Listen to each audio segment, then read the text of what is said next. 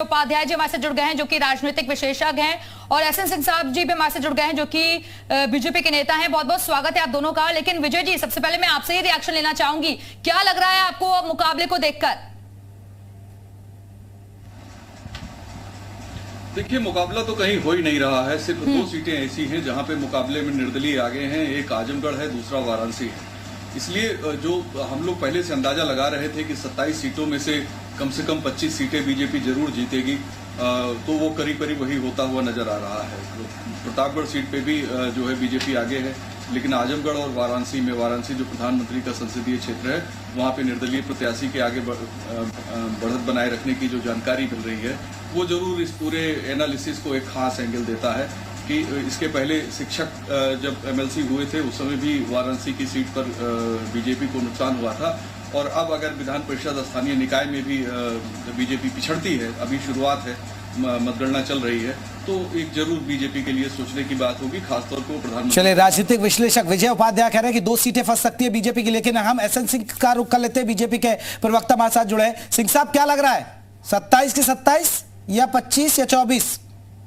बिल्कुल 27 की 27 सीटें जो है भारतीय जनता पार्टी के झोले में आ रही हैं, क्योंकि जनता ने मन बना रखा है। और आप देखे होंगे जिस तरह से विधानसभा में जनता ने भारतीय जनता पार्टी को अपना आशीर्वाद दिया, क्योंकि जनता ये मान के चल रही है, वोटर ये मान के चल रहे थे कि जब डबल इंजन की सरकार रहेगी तो विकास को गति मिलेगा।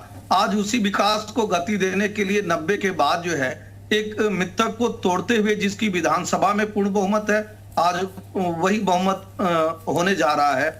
मैं कह रहा हूं कि आज प्रदेश की जनता ने इतने सारे मिथक को तोड़ा है। 37 साल बाद जिसकी सरकार है उसकी सरकार। लेकिन सिंह साहब, समाजवादी पार्टी की तरफ से कई आरोप आप लोगों पर लगे, क्योंकि उन्होंने आरोप लगाया कि प्रशासन अगर निष्पक्ष तरीके से चुनाव कराता तो हमारी जीत तय है। रामगोपाल यादव कई बार कह चुके इस बात को।